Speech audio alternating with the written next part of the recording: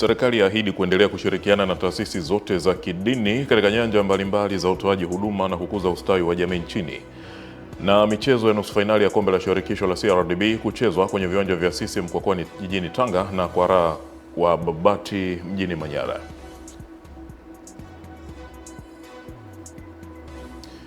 Naam, mtazamaji, habari ya asubuhi. Leo ni Alhamis ya tarehe 17 ya mwezi wa 4 mwaka 2025. Karibu sana katika asubuhi njema, na hii ni taarifa ya asubuhi njema. Mimi naitwa Emily Lazarius.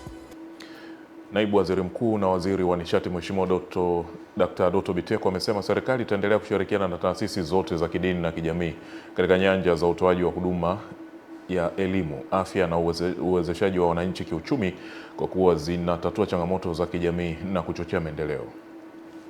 Mheshimiwa Dr. Biteko ametoa kauli hiyo kupitia hotuba yake ya ufunguzi wa mkutano mkuu wa 25 wa Chama cha Wanataaluma na Wajasiriamali wa Kanisa la Waadventista wa Sabato ATAPE, iliyosomwa kwa niaba yake na Waziri wa Habari, Utamaduni, Sanaa na Michezo Profesa Palamagamba Kabudi jijini Dodoma, ambapo wameahidi kuwa serikali itaendelea kutatua changamoto zinazowakabili wadau hao.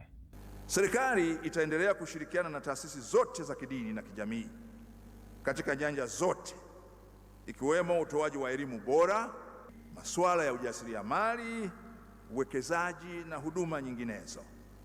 Serikali inatambua na inathamini mchango wa taasisi zote katika kutatua changamoto za jamii na kwa maendeleo ya taifa. Kwa upande wake, mwenyekiti wa ATAPE Taifa Onesimo Nyaluba ameiomba serikali kuendelea kutatua changamoto zinazowakabili wajasiriamali na wafanyabiashara wazawa nchini, ikiwemo swala la vibali vya uwekezaji. Tunatafuta mazingira ya kuwekeza, lakini upatikanaji wa vibali ni changamoto ambayo pia inawakabili watu. Lakini hata wale wanaothubutu kufanya biashara, matokeo yake pengine wengine kufungiwa biashara zao pasipo kushauriwa. Katika nchi zilizoendelea, watu wanaofanya biashara, wanaothubutu, wanaungwa mkono na serikali, na hata kama amekosea taratibu anashauriwa ili kwamba aweze kufata taratibu za nchi, lakini hatimaye aendelee na biashara yake badala ya kumfungia mtu. Kuelekea uchaguzi mkuu wa baadaye mwezi Oktoba mwaka huu, Askofu wa Jimbo Kuu Kusini Dr. Godwin Lekundayo amesema kanisa litaendelea kuhamasisha waumini wa dhehebu hilo kudumisha amani, umoja na mshikamano kabla na baada ya uchaguzi. Na sasa maombi yetu tunayaweka msisitizo na mkazo zaidi, tukitambua kwamba mwaka huu ni mwaka wa pekee wa uchaguzi mkuu katika nchi ya Tanzania, na hivyo tunajikita kuombea amani wakati huo wa uchaguzi na hata baada ya uchaguzi. Amani Mbando, Channel 10, Dodoma. Waziri wa Mawasiliano na Teknolojia ya Habari Jerry Silaa amesema kuwa bado kuna changamoto kubwa ya pengo la kijinsia katika sekta ya TEHAMA, ambapo katika tafiti mbalimbali zinaonyesha kuwa idadi ya wanawake na wasichana wanaochagua taaluma za TEHAMA bado ni ndogo ikilinganishwa na wavulana. Akizungumza jijini Arusha wakati wa kufunga mafunzo ya TEHAMA kwa zaidi ya wasichana 200 kutoka shule za sekondari za umma katika mikoa 31 ya bara na visiwani, Waziri Silaa amesema kuwa kutokuwa na usawa huu kunapunguza nguvu kazi ya baadaye ya taifa na dunia kwa ujumla. Ukweli usiopingika kuwa kutokuwa na usawa huu kunapunguza nguvu kazi ya baadaye ya taifa na dunia kwa ujumla. Hatuwezi kufikia malengo ya kidijitali ya kweli bila kushirikisha kikamilifu wasichana na wanawake. Kwa kuwapatia wasichana wetu maarifa ya msingi wa TEHAMA, tunawajengea msingi wa kujiamini, kufikiri kwa ubunifu na kuwa sehemu ya kizazi cha ubunifu wa teknolojia. Kwa upande wake, mtendaji mkuu wa mfuko wa mawasiliano kwa wote UCSAF, mhandisi Peter Mwasainyanda, amesema kuwa mfuko huo umeandaa mafunzo kwa wanafunzi wa kike ili kuwajengea ujuzi na uwezo pamoja na kuhamasisha wasome masomo ya TEHAMA. Kwa mawasiliano umeandaa mafunzo kwa wanafunzi wa kike ili kuwajengea ujuzi na uwezo na pia kuhamasisha waweze kuyasoma masomo ya TEHAMA. Mradi huu umekuwa ukitekelezwa kwa mafanikio makubwa kwa ushirikiano kati ya UCSAF kama mratibu mkuu, COSTECH kama mtoa mafunzo kwa kushirikiana na TAMISEMI, Wizara ya Elimu, Sayansi na Teknolojia na Wizara ya Elimu na Mafunzo ya Amali Zanzibar, na UCSAF. Mradi huu umekuwa ukitekelezwa kwa mafanikio makubwa kwa ushirikiano kati ya UCSAF kama mratibu mkuu, COSTECH kama mtoa mafunzo kwa kushirikiana na TAMISEMI, Wizara ya Elimu na Mafunzo ya Amali Zanzibar, na ushirikiano huu ni mfano bora wa namna taasisi za umma zinaweza kushirikiana kwa ajili ya mustakabali wa vijana wetu. Tumeona ya kwamba wavulana wengi wamekuwa mstari wa mbele katika swala la tehama, teknolojia, na wanajamii wengi wanaamini ya kwamba wavulana wanaweza wakafanya mambo mengi, lakini mafunzo haya yameniaminisha ya kwamba hata wasichana tuna nafasi katika swala la tehama. Tunaweza tukaleta idea zetu na zinaweza zikaleta maendeleo katika jamii yetu. Kauli mbiu ya mwaka huu inasema kuwa wasichana katika tehama kwa mabadiliko ya kidijiti jumuishi, ikihamasisha ushiriki wa wasichana katika mapinduzi ya kidijitali yanayoendelea duniani. Jamila Omar, Channel 10, Arusha. Chama cha Mapinduzi CCM kimesema serikali imekirahisishia chama hicho kwa utekelezaji makini wa ilani kufuatia utekelezaji wa miradi mingi walioinadi kwa wananchi kuweza kukamilika vizuri. Katibu wa halmashauri kuu NEC itikadi, uenezi na mafunzo wa Chama cha Mapinduzi CCM CPA Amos Makalla akiendelea na ziara yake kwenye mkoa wa Mtwara akiwa katika wilaya hii ya Newala, anasema kuwa utekelezaji wa ilani ya CCM imefanikiwa kwa kiwango kikubwa katika sekta mbalimbali, kwenye elimu, kwenye afya na miundombinu ya barabara. Sehemu nyingi za mahitaji ya Tanzania, iwe katika elimu, iwe katika afya, iwe katika maji, iwe katika umeme, iwe katika huduma mbalimbali za jamii, kuna mchango ambao unaonekana jitihada za serikali ya Chama cha Mapinduzi.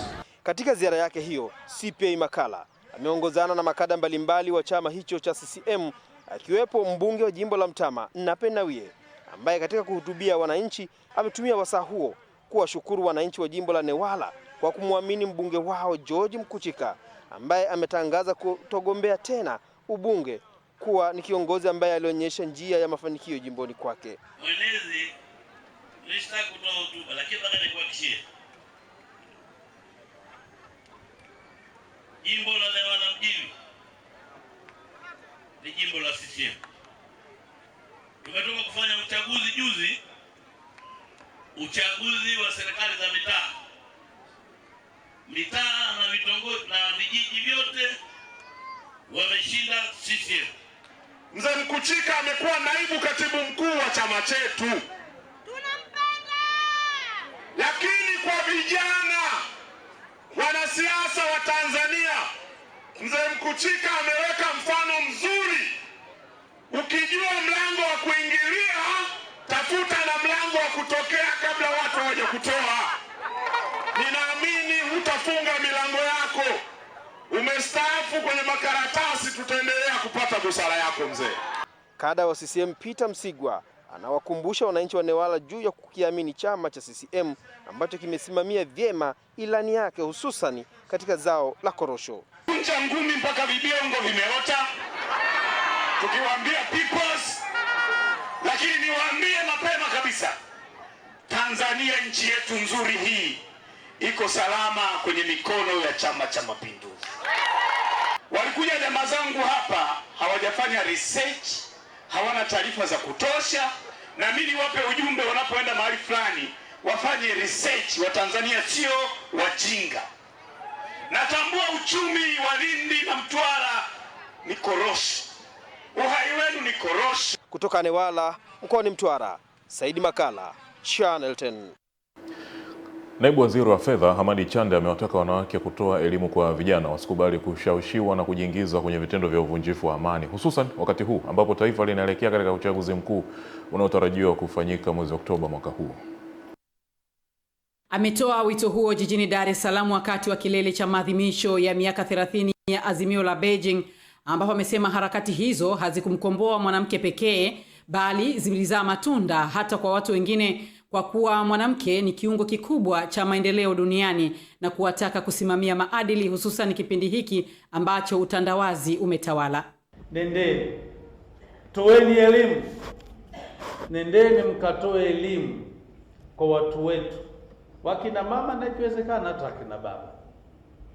Endeni wape elimu, kwa sababu naamini kabisa kwamba elimu ambayo anapewa mwanamke, yani wanasema wataalamu, unapomfundisha mwanamke mmoja umefundisha umma mzima.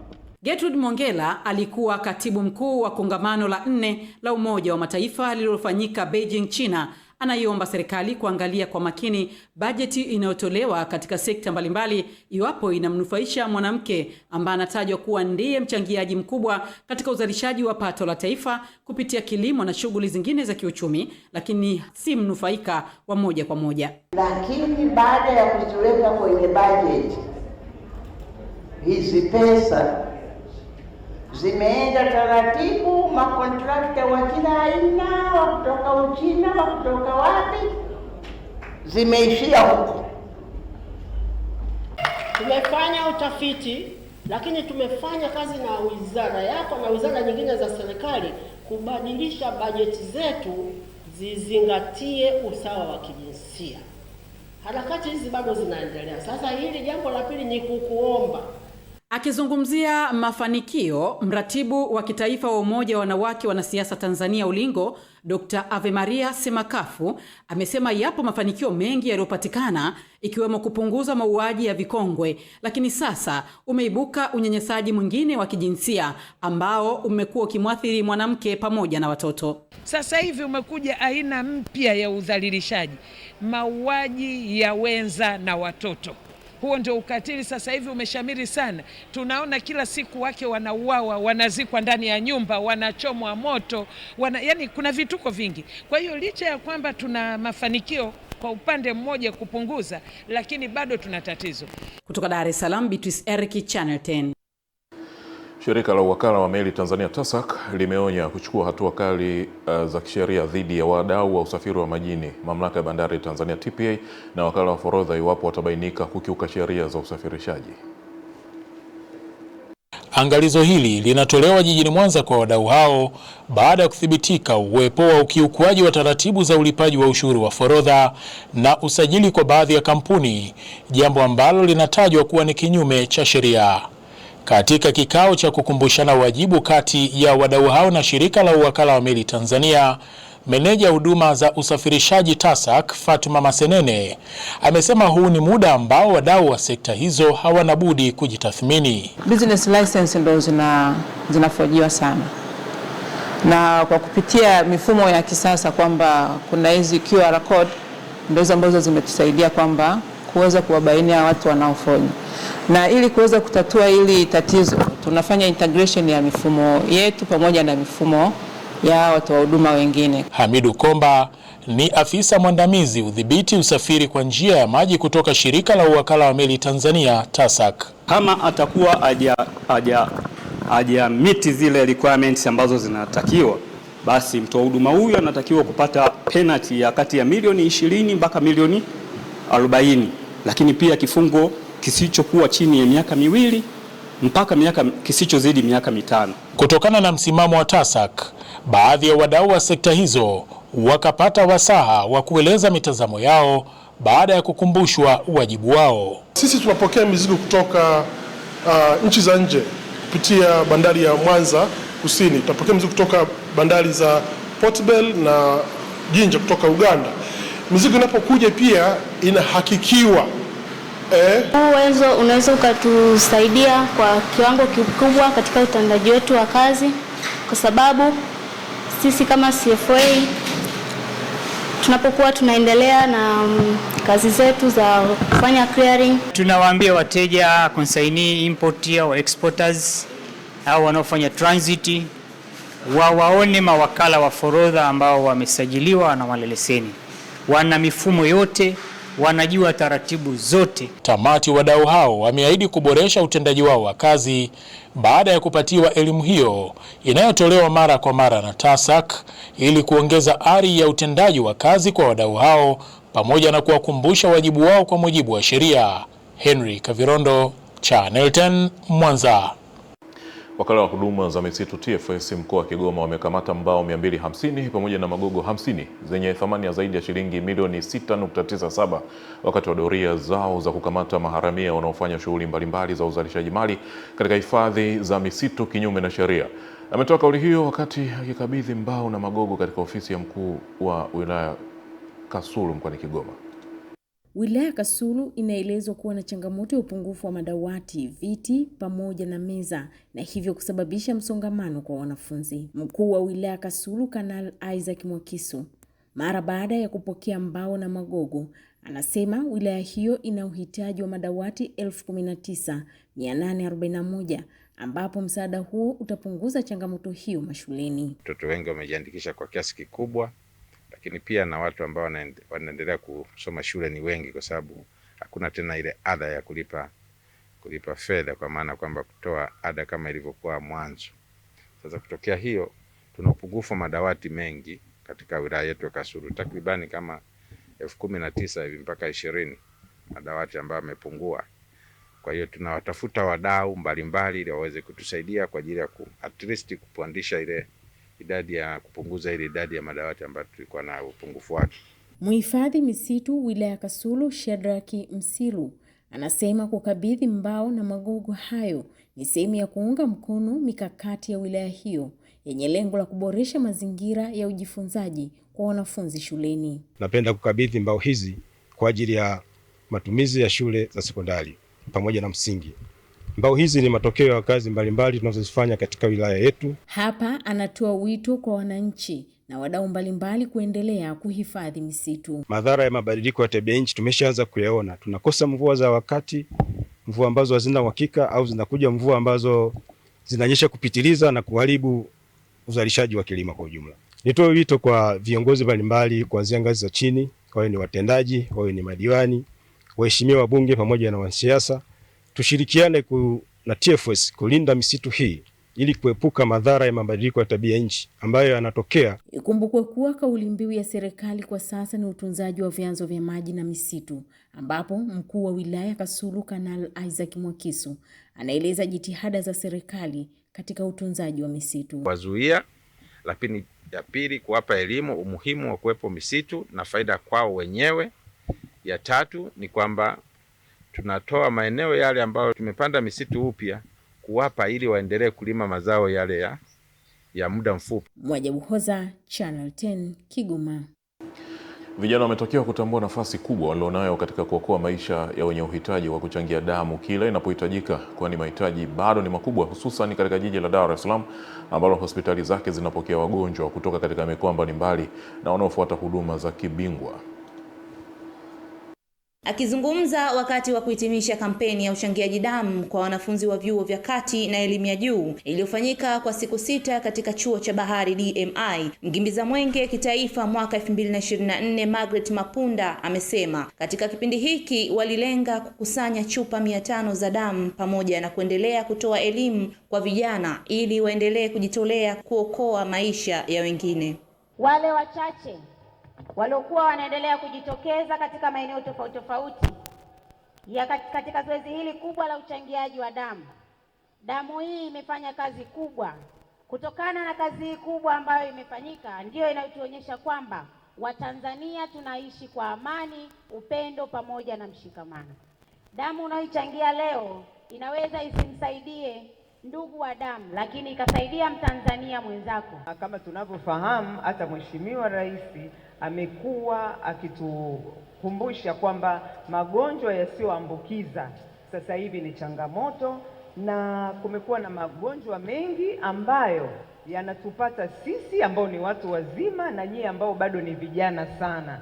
Sasa hivi watu wenye umri mdogo tu utasikia wana magonjwa ya kisukari, wana magonjwa ya moyo, wana mashinikizo ya damu. Meneja mpango wa damu salama kanda ya Mashariki Dr. Pendaeli Sifaeli amesema bado uhitaji mkubwa wa damu. Kwa mwaka 2023 hadi 2024 walikusanya chupa 475, lengo lilikuwa ni kukusanya chupa 500. Malengo ya mwaka 2025 hadi 2026 ni kukusanya chupa 600. Umeboreshewa miundombinu ya kufanyia kazi.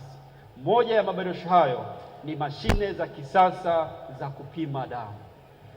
Rais ametuletea mashine za kisasa zenye uwezo wa kuchakata sampuli za damu. Mashine moja inaweza kupima damu sampuli 600 kwa muda wa masaa 3. Sisi kama Halotel tumejikita kuendelea kutoa ufahamu juu ya uchangiaji damu na kuendelea kuhamasisha Watanzania wenzetu na hasa nyinyi wanafunzi. Pauline Mvungi, Channel 10. Wakazi wa Mwananyamala, wilaya ya Kinondoni jijini Dar es Salaam wameiomba mamlaka ya maji safi na usafi wa mazingira ya Dar es Salaam DAWASA kuwaongezea idadi ya vizimba vya huduma ya maji ili waweze kuipata huduma hiyo wakati muhimu wa karibu zaidi. Wakizungumza wakati wa zoezi la ufuatiliaji wa uboreshwaji wa huduma za maji katika eneo hilo, wamesema vizimba vilivyojengwa na msaada wa mbunge vimewasaidia kusogeza huduma ya maji karibu, huku meneja wa mkoa kazi DAWASA Kinondoni Tumaini Mhondo amesema Kinondoni ina jumla ya wateja 21,000 na makusanyo kwa mwezi ni zaidi ya shilingi bilioni 1.35 kwa mwezi. Na pia wengine kama sisi hatuna mabomba, naomba mtusaidie kutupatia mabomba. Yapo mna bei ya mabomba, lakini naomba mtupunguzie na sisi kwenye hali ya chini tupate. Kero yangu ni tunashukuru mwana bwana kinafanya kazi vizuri. Mwana matatizo yapo, changamoto haikosi, muda yanatoka, muda hayatoki. Mwana bwana kama leo imeanza kutoka kama saa 12 asubuhi. Wananchi waliweka foleni toka saa 10 ya usiku.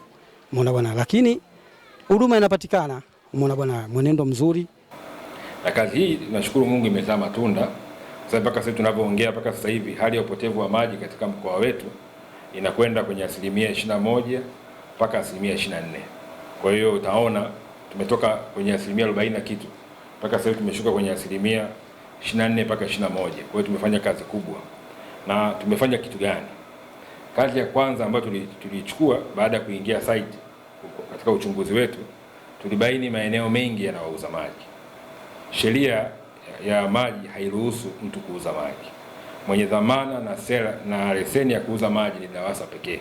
Kuna vizimba ambavyo vilianzishwa kwenye maeneo ya Mwananyamala Mchangani, ambayo kuna vizimba vitatu ambavyo mbunge ndo atakuwa anahusika kuweza kulipia bili ambazo wananchi watakuwa wamepata huduma kupitia vizimba hivyo. Kwa hiyo ni zoezi ambalo tunaona ni manufaa makubwa, kwa sababu baada ya hapo wananchi wameelewa na walikuwa wengine hawafahamu, lakini kupitia zoezi hilo wameweza kuelewa. Baraza Kuu la Waislamu Tanzania BAKWATA limewataka viongozi wote wa Kiislamu pamoja na mashekh kuanzia ngazi za kata kuhakikisha wanaimarisha na kuboresha ofisi za baraza hilo ili waumini wa Kiislamu wapate huduma stahiki katika ofisi hizo badala ya kukimbilia makao makuu ama ofisi za mkoa.